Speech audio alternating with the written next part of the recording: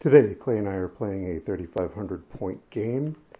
This is probably our last big hurrah because I'm about to move overseas.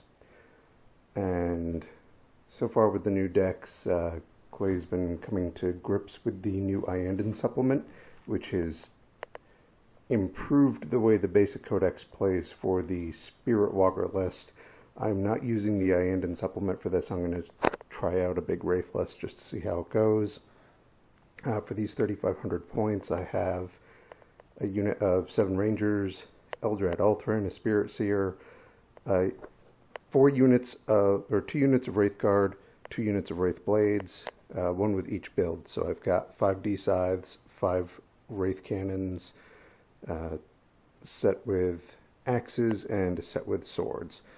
We've got a Wraith Knight there. He's got the standard Wraith Cannon, heavy Wraith Cannon build, with 2 Shuriken cannons, and I've got a couple of dual cannon Vipers. We're trying the Warp Hunter with the workaround rules that Forge World gave from their Facebook page, just suggesting using it as standard D-cannon stats. Also using a Nightwing in this game, along with the Wraith Fighter. I've had a lot of luck with the Wraith Fighter. I find it a pretty good flyer, well worth the 185 in the games where I've used it. I've got a set of D-cannons, which are also very good in the new decks. Squad of jet bikes, another fantastic unit. Scorpions, which are probably my favorite aspect currently rule-wise. I've got some Dire Avengers, which they're going to be on foot. They have the Shimmer Shield. I'm finding I like using them with the shield on foot because it's just cheaper than using them in another transport. While our vehicles are excellent now, they are rather expensive point-wise.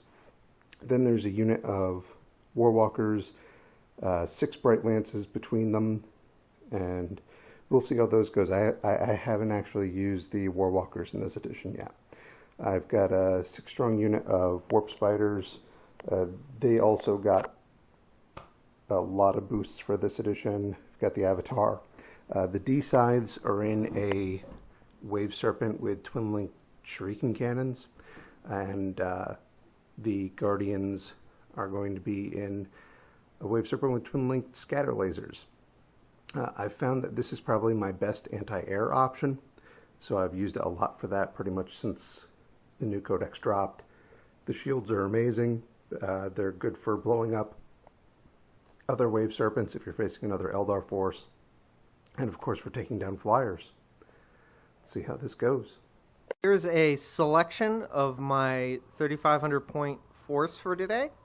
I'm going with a dual list of Asserman's Disciples and a Spirit Host.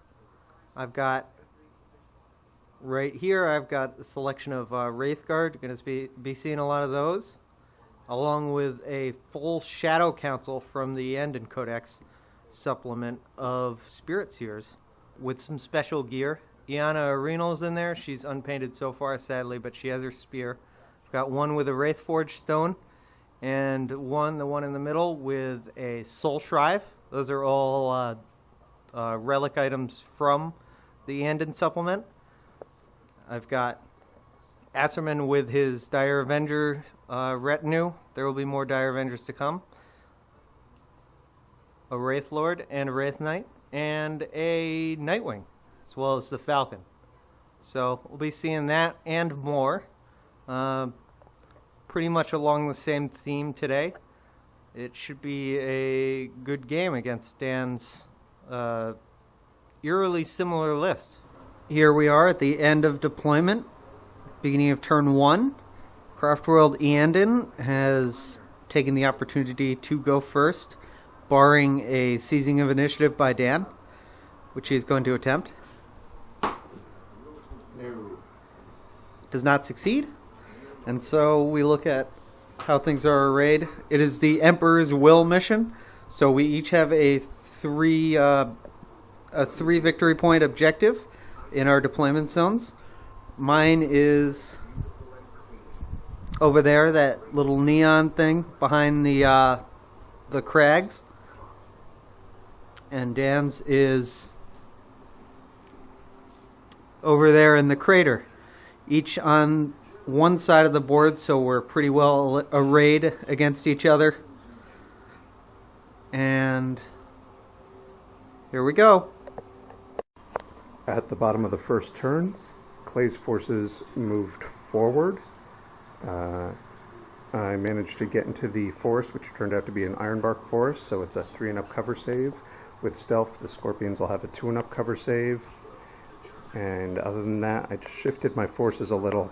Clay managed to put 3 wounds on the Wraith Knight already, so that was a hefty amount of damage. The Avatar has taken a wound as well, and I moved forward and claimed this objective, which gives +1 to cover saves, so now everyone in that area has a 4-up cover save. And here you can see Clay's forces approaching. I did manage to take out the rangers that had been perched on that rock, and that's mostly the turn. We are at the bottom of turn 2. Several key moves have been made, including some counter pushes on either side of the flanks. I moved up with my Wraith Guard and Wraith Knight to drive out and butcher the striking scorpions who were in cover.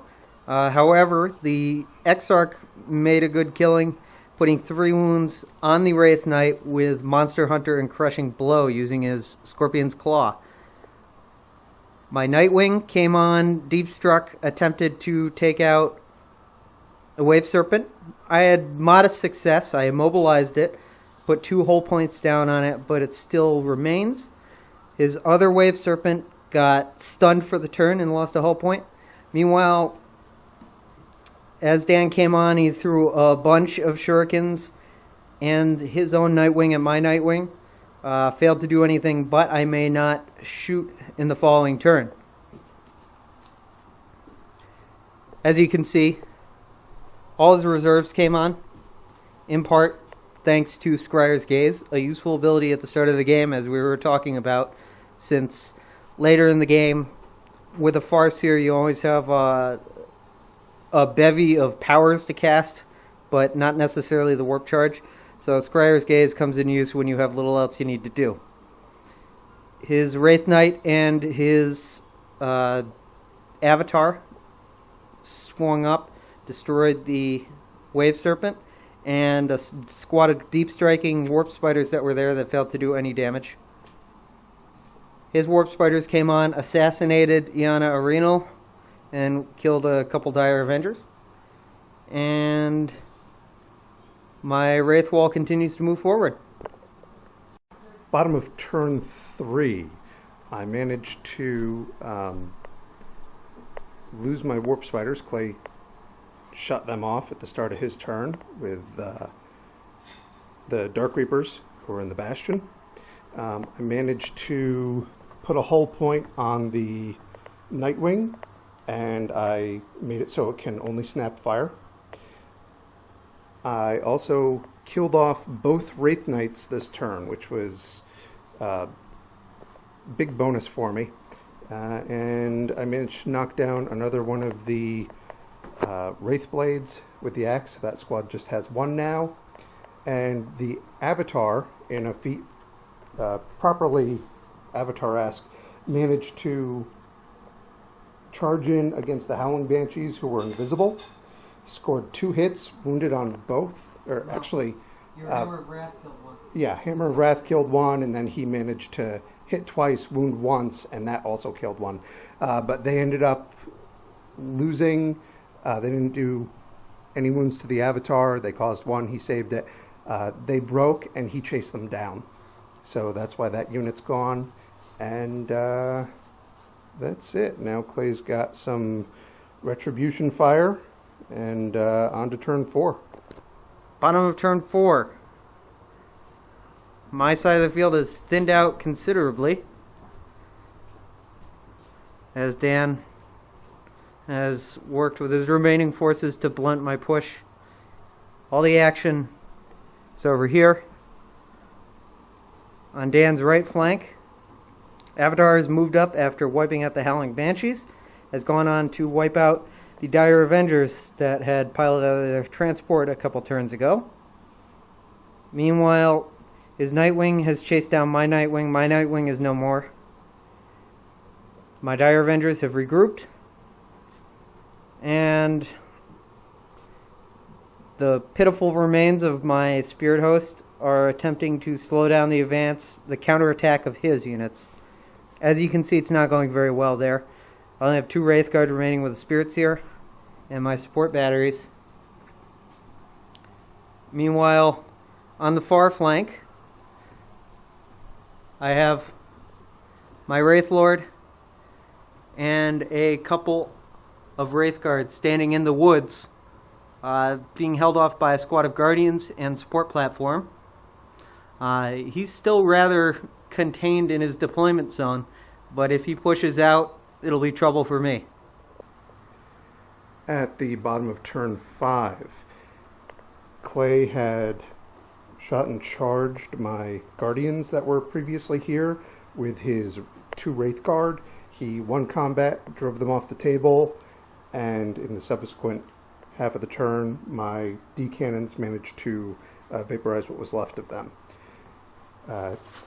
Clay, you still have to make a break test for that Spirit Seer, by the way. Oh, right. My He's okay. Dark Reapers and a bunch of friends, my Dire Avengers, and with help of the Nightwing, managed to get Asterman down to 1 wound or 2 wounds, and kill off his bodyguard. And I mostly pushed Clay's forces back. And let's see if the game ends. It does not. It continues for another turn. At the bottom of turn 6, I managed to kill off the Wraith Lord with a 1-shot from the D-cannons. Clay very cleverly put Asterman in the Falcon, which I was then able to do nothing to. And that's pretty much it. I also had my Rangers, which had broken during Clay's turn. They regrouped and got their 3-inch consolidation. That's about it. Does the game continue? We will know in a moment. The game ends. It has ended. Another 6th edition game done with the 6th edition Eldar codex. We've had a few games that we hadn't taped, and we had a couple that we taped and haven't put up because we haven't had much success finding a, as often it happens with White Dwarf battle reports, kind of pick the best of the litter. The majority of our games so far with the new Eldar Codex in 6th edition have been curb stompings. Yeah. To sum up this game, this is what's left on the table. Everything fired at Asterman, and finally his last wound fell. One way or the other, usually against me. Once again, the forces of Iyanden have suffered a crushing defeat. It's the bottom of turn 5, and I have been tabled. I blame Shurikens. Also, I blame Dan. Specifically, the Blade Storm rule is really, really amazing. And I happen to favor a playstyle that uses a lot of shuriken weapons. And, wow. Yeah, it really makes a difference when every wound against your Wraith Guard, before it was, oh, they need a 6 to wound you. Now they need a 6 to wound you. And that means every wound against your Wraith Guard and your Wraith Lords and your Wraith Knights are all AP2. So it adds up very quickly, especially when you see, a 10-man Guardian squad puts down 2 or 3 AP2 wounds. And now that you can take 5 Wraith Guard as a troop unit, usually you're going to see Wraith Guard in units of 5. Suddenly half the unit's gone. And now that you can't take conceals no longer a given for Wraith Guard. In fact, you're not going to see it at all for an Iyanden army because Spirit Seers have their Primaris power replaced. And since I'm playing an Iyanden army using the supplement, which I enjoy thoroughly, you have the additional weakness of not having conceal. That said, I do feel like your list has stood up better with the Iyanden supplement than it did before. Probably. I think more of it is just that that I've become more accustomed to the army.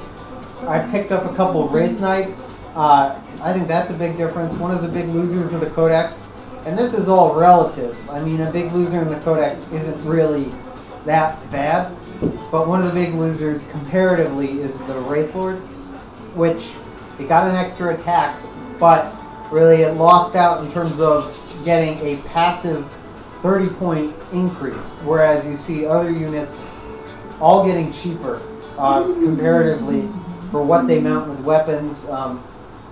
Even with the grav tanks, it may not seem like the grav tanks are getting cheaper, but they really are, because they're coming with shuriken cannons, and so all the upgrades are getting cheaper, and for someone like me who used a lot of upgrades, the price has gone down. And the base cost is down because you're paying the same for the original grav tank just about, only you're already getting a weapon, so you could just take the shuriken cannon and you're done. And in most cases, the ballistic skill has gone up.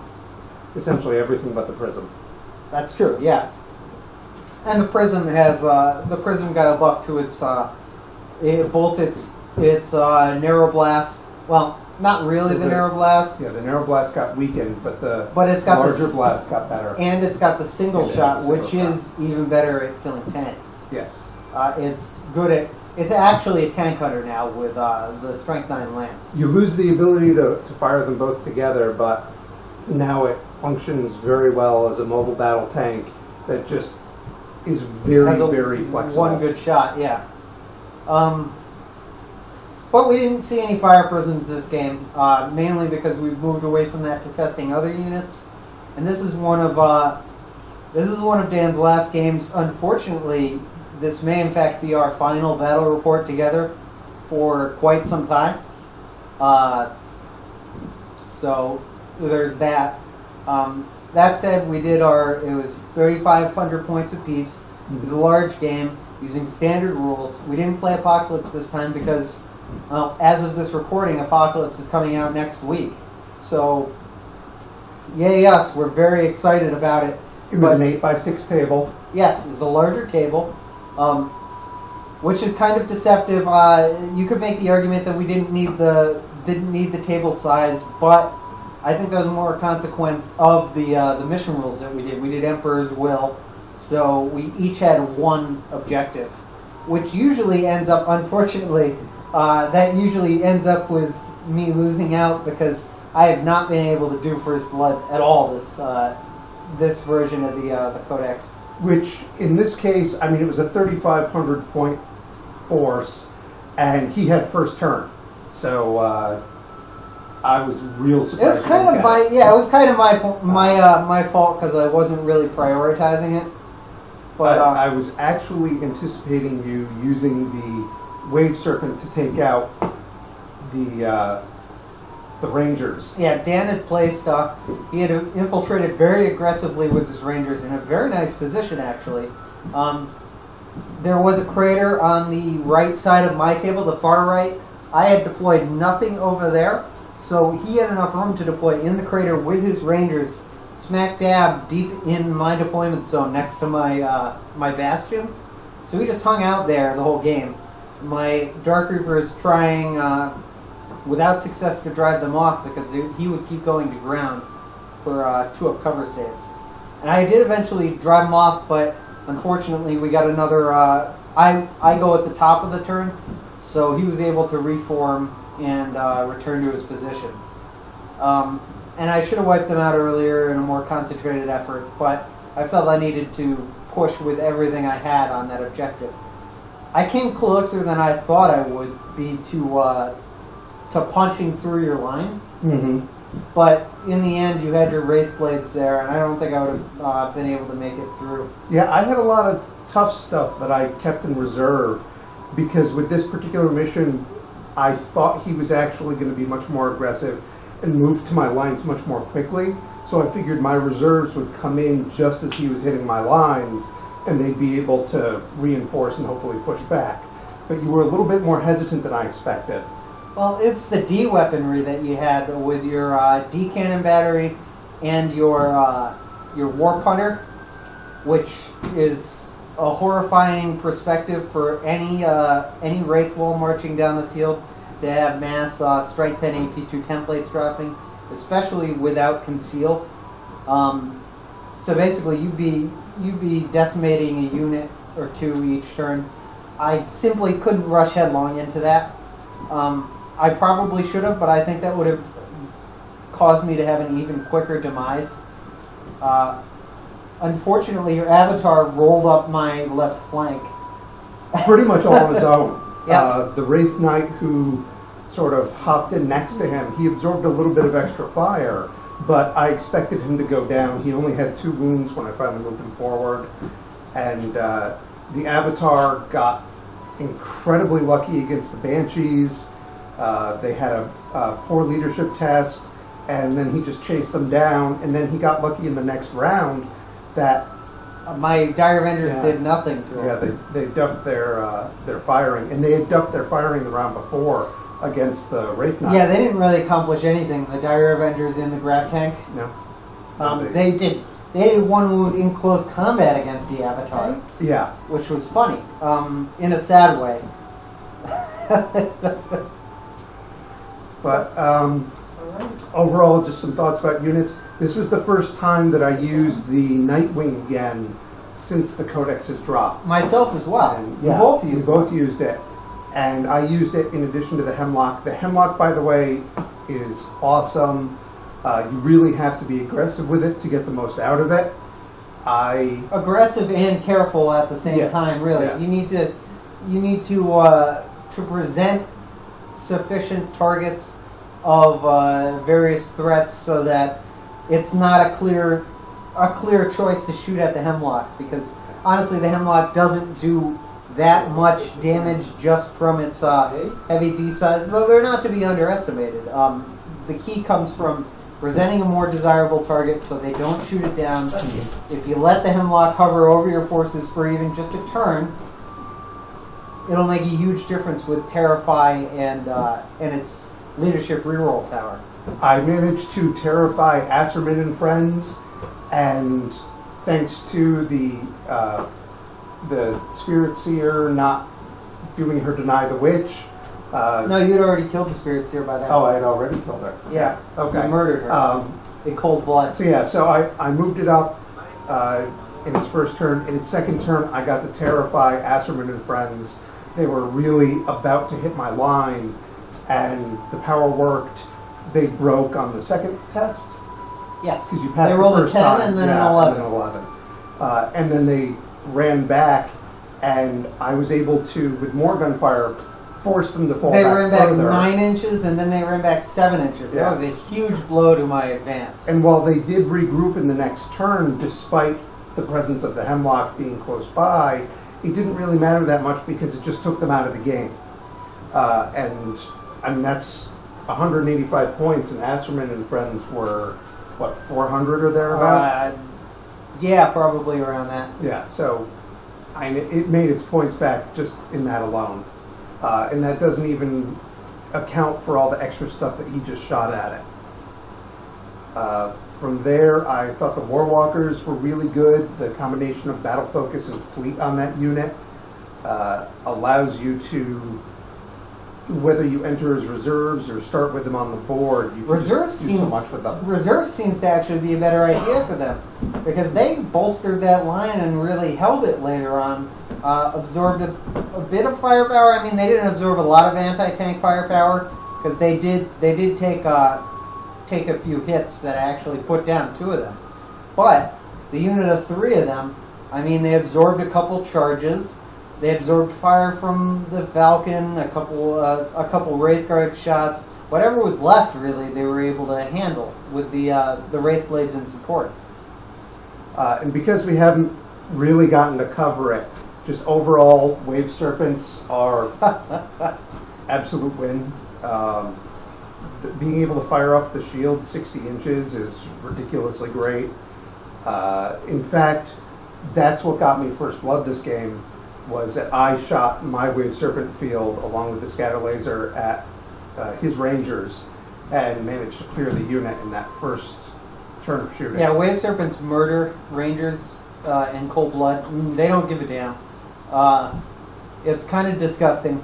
So it does bear mentioning Wave Serpents really are one of the must-haves for Eldar players. And Tau players also need to worry about them, especially if your force depends upon your Pathfinders and those marker light hits, because Wave Serpent can just vape that squad pretty much right out the gate from very far away. So that's something to keep in mind. Also, if you don't go first, the Serpent shields are huge, because you're almost never going to get killed by one random penetrating hit that first turn. The ability to reduce penetrations to glancing hits is enormous for that first turn. Yeah, they have to put a lot of firepower dedicated, which might go towards wounding multiple units. No. They really need to. You need to focus your fire just to take one Wave Serpent down, which, if you're not going first, is huge. What was your unit of the match? Oh man, my unit What of was the the match. unit of the match? Wow. I didn't even think about it. In the meantime, why don't we do yours? I would say, now I'm going to go against conventional wisdom on this, because I feel as though it didn't really excel, but I'd say my Falcon in this match did great. I hit with it almost every time. I took hull points off of vehicles almost every time, and it did its job, and it absorbed fire and didn't blow up immediately. I'm used to grav tanks blowing up when they get looked at.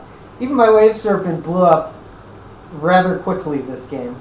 But the Falcon stayed, and he managed to pick up Asserman after Asserman completely missed out, got his bodyguard slaughtered, got down to 2 wounds, and was surrounded by the enemy, and he managed to get in the Falcon and protect himself, deny the Warlord victory point condition. So all in all, I think my Falcon was probably my most successful unit. I think I'd have to go with the Avatar, because I just can't think of anything else that, operated in quite such a magnificent way for this game. I mean, he took out the Howling Banshees and the Dire Avengers, and he absorbed a lot of firepower, which was also actually quite important over the course of the game. Well, your D cannons also cleared the flank that was left, that was ready to sweep things up. They were good, but they didn't actually start shooting until the end of the game. Well, yeah. And they were on cleanup duty essentially. Yeah. Which, other than that, they did force you to move your units around in a different way. That was mainly why I was going slower than you thought I would. Yeah. So I mean, to that end, they did their job. I'm just not sure I'd give them unit of the match for it. Yeah. I think the Avatar really surprised me in what he did. It surprised me too. Had he gone down to the Banshees or to the Dire Avengers. And the Invisible Banshees. Yeah, the Invisible Banshees. Had he gone down to either of those, I think it would have probably been the D cannons, just because they were a reliable amount of damage. They put a couple wounds on the Wraith Knight and took out the Wraith Lord and finished off a Wraith Guard squad. But for pure cinematic effect, I've got to go with the Avatar because he kicked ass. A fair point. Now, on that note, Yes. I think it's about time for us to sign off. Maybe we'll see you again, but we'll have to see about that. And in the meantime, enjoy yourselves and go play some games. Good game.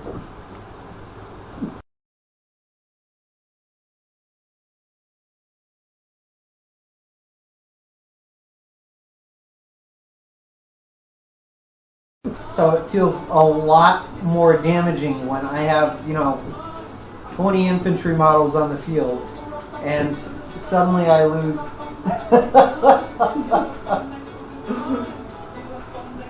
It's a horrifying sight going on right now.